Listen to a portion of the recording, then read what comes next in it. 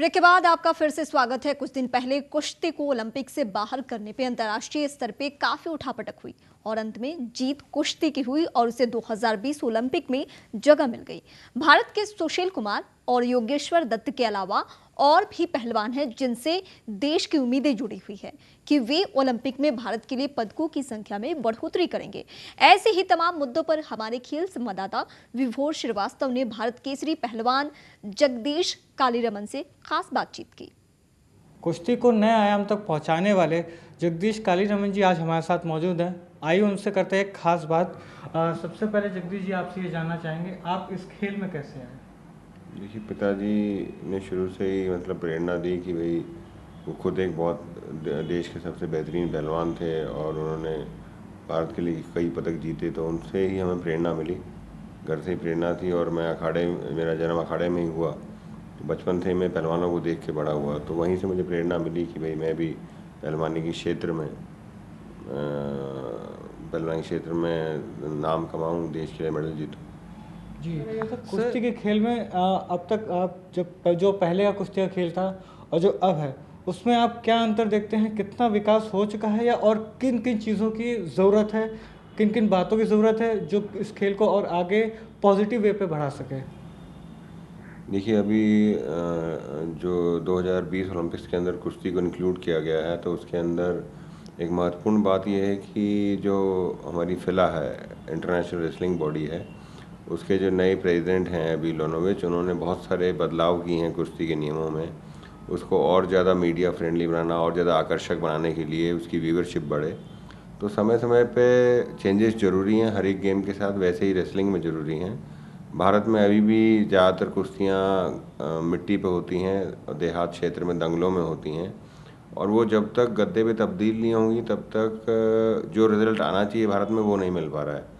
आज जो रिज़ल्ट्स आए हैं इंटरनेशनल लेवल पे, सुशील कुमार ने जो 2 लगातार ओलंपिक में पदक जीते हैं, योगेश्वर दत्त हैं, और हाल ही में जो वर्ल्ड चैम्पियनशिप संपन्न हुई उसमें अमित कुमार ने, बजरंग ने, इन्होंने जो मेडल जीते हैं, तो ये सब मैट की रेसलिंग की वजह से आए हैं। जैसे जैसे सुविधाएं देश में बढ़ी हैं, मैट उपलब्ध कराए गए हैं अलग अलग अखाड़ों को, तो उससे रेसलिंग का स्टैंडर्ड बढ़ा है। अगला सवाल जगदीश जी इसी चीज़ से था कि अब जो है कुश्ती में नई स्कोरिंग सिस्टम आ गया है, तो उसका क्या असर पड़ेगा इस खेल पे? देखिए, जो जितने भी बदलाव किए गए हैं वो उस खेल को ज़्यादा लोकप्रिय बनाने के लिए किए गए हैं। तो हर 4 साल के बाद जब ओलंपिक ख़त्म हो जाता है, तो उसके बाद जो फिलहाल हमारी इंटरनेशनल बॉडी है वो रूल्स को चेंज करती है। पर क्योंकि इस बार कंपटीशन था कि भाई 2020 ओलंपिक में रेसलिंग को रखा जाए या ना रखा जाए, तो उसके लिए कुछ मेजर चेंजेस किए गए। जैसे वुमेंस की वेट कैटेगरीज कम थी ओलंपिक के अंदर, तो अब उन्होंने जेंडर इक्वलिटी करी है। उसके अंदर 7 weight categories men's freestyle की हैं, 7 वुमेंस फ्री स्टाइल की हैं और 7 ग्रीक रोमन की हैं।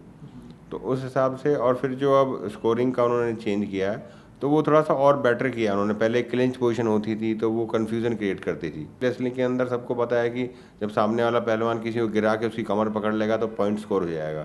तो ये मेजर चीज़ें हैं जो कि एक आम व्यक्ति, एक लेमैन जानता है।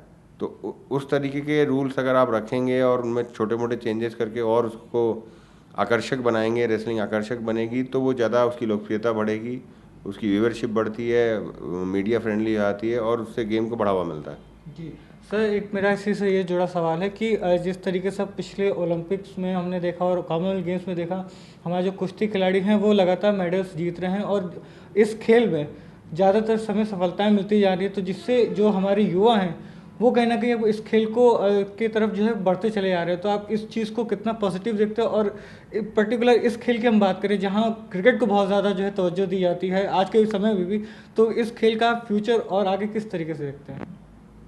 देखिए, रेसलिंग का फ्यूचर बहुत ब्राइट है, क्योंकि अब लगातार वर्ल्ड लेवल पे हम मेडल जीतते जा रहे हैं और भारत के पास कई युवा खिलाड़ी हैं जो कि आने वाले 2016 ओलंपिक्स के अंदर भी मेडल जीतने के प्रबल दावेदार हैं।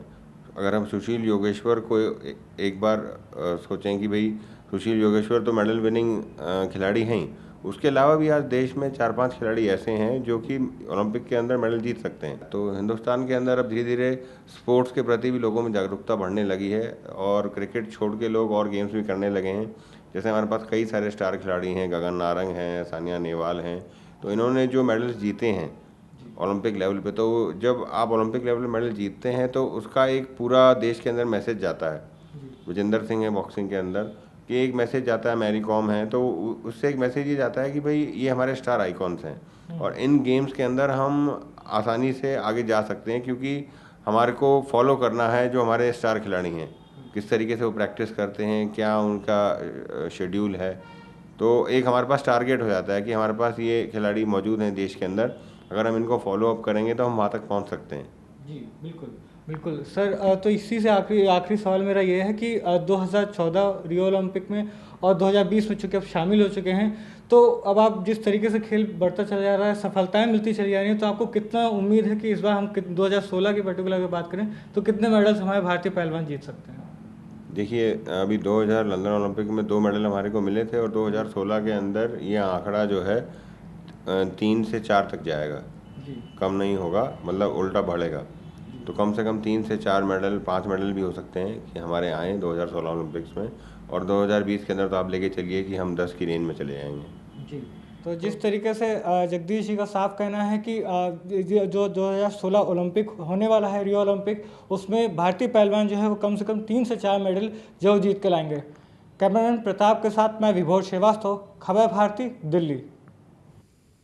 तो ये थे भारत केसरी जगदीश कालीरमन, जिनका मानना है कि 2016 ओलंपिक में 5 तो 2020 में 10 पदक कुश्ती में मिल सकते हैं भारत को। तो आज के लिए फिलहाल इतना ही, लेकिन जाते जाते आपको छोड़ जाते हैं खेल से जुड़ी कुछ और खबरों के साथ स्पोर्ट्स एंड ग्लैंस में। नमस्कार। ओलंपियन सुमित सांगवान और विकास मलिक ने कड़ी चुनौतियों से पार पाकर विश्व मुक्केबाजी चैंपियनशिप के प्री क्वार्टर फाइनल में प्रवेश कर लिया है, लेकिन मनदीप जांगड़ा कड़े मुकाबले के बाद हार कर बाहर हो गए। सुमित ने 9वें वर्रे मालदोवा के पेट्रोस योबानु को 2-1 से हराकर उलटफेर किया, जबकि विकास ने पोलैंड के डेविड मिशेल्स को इसी अंतर से पराजित किया। विकास ने भारत के लिए दिन की शुरुआत की और मिशेल्स पर जीत दर्ज की। मिशेल्स ने शुरुआती राउंड जीत लिया, लेकिन इस भारतीय ने वापसी करते हुए दूसरा राउंड अपने नाम किया। अंतिम 3 मिनट में मिशेल्स अपनी रणनीति से भटक गए और उन्हें हेडबट के लिए चेतावनी भी मिली। इससे विकास का पल्ला भारी हो गया, जिससे वो जीत दर्ज करने में सफल रहे। टीम इंडिया के कप्तान महेंद्र सिंह धोनी, आजसू नेता सुदेश महतो और फुटबॉलर वाईचुंग भूटिया रविवार को एक मंच पर आए। मौका था स्वामी विवेकानंद की 150वीं जयंती के उपलक्ष्य में youth leadership programme hip hip hurray की लॉन्चिंग का। इस कार्यक्रम के तहत राज्य के 4423 गाँव के युवाओं को फुटबॉल के माध्यम से लीडरशिप की बारीकियां सिखाई जाएंगी। इसके लिए हर गाँव से 20-20 युवाओं का चयन किया गया है। कार्यक्रम जनवरी तक चलेगा। हॉकी इंडिया लीग ने दूसरे सीजन के लिए प्रत्येक टीम के सैलरी कैप में 75,000 यानी लगभग 46 लाख रुपए की वृद्धि करने का फैसला किया है। HIL के दूसरे सीजन का आयोजन 23 जनवरी से 23 फरवरी के बीच होना है। हॉकी इंडिया के महासचिव और HIL के प्रमुख नरेंद्र बत्रा ने कहा, ये बढ़ोतरी फ्रेंचाइजी टीमों के निवेदन पर की गई है। लीग के पहले संस्करण की शानदार सफलता के बाद टीमों ने सैलरी कैप बढ़ाने की मांग की थी। HIL के दूसरे संस्करण के लिए mini players auction close bid का आयोजन 18 नवंबर को होना है। इसमें कुल 174 खिलाड़ियों की नीलामी होगी। पहले सीजन के लिए फ्रेंचाइजी टीमों का सैलरी कैप $6,50,000 यानी 3,96,00,000 रुपए था, लेकिन अब ये बढ़कर $7,25,000 यानी कि 4,42,00,000 रुपए हो गया है। भारतीय टीम का बहुप्रतीक्षित दक्षिण अफ्रीकी दौरा दिसंबर में हो सकता है। BCCI अध्यक्ष एन श्रीनिवासन और क्रिकेट दक्षिण अफ्रीका के प्रमुख क्रिस रंजाने की ICC बोर्ड की बैठक से इधर इस दौरे को लेकर बातचीत हुई। ESPN क्रिक इन्फो के मुताबिक BCCI अध्यक्ष और CSA प्रमुख की मुलाकात में दोनों पक्ष 3 एक दिवसीय एक अभ्यास मैच और 2 टेस्ट मैच दिसंबर में आयोजित किए जाने को लेकर सैद्धांतिक रूप से सहमत हुए। ESPN क्रिक इन्फो के मुताबिक BCCI अध्यक्ष और CSA प्रमुख की मुलाकात में दोनों पक्ष 3 एक दिवसीय एक अभ्यास मैच और 2 टेस्ट मैच दिसंबर में आयोजित किए जाने को लेकर सैद्धांतिक रूप से सहमत हुए। हालांकि इस संबंध में किसी तरह की आधिकारिक घोषणा नहीं की गई है। पिछले कुछ समय से परेशानी से जूझ रहे न्यूजीलैंड के बल्लेबाज जेसी राइडर ने आज अपना क्रिकेट करियर फिर से शुरू कर दिया और उनका लक्ष्य राष्ट्रीय टीम में वापसी करना है। राइडर के साथ इसी वर्ष मार्च में एक घटना हुई थी, जिसके कारण उनका सिर फूट गया था और उन्हें 1 सप्ताह अस्पताल में रहना पड़ा था। वो चोट से उबर रहे थे कि सूचना मिली कि 2 प्रतिबंधित पदार्थ लेने के कारण उनका टेस्ट पॉजिटिव आया है।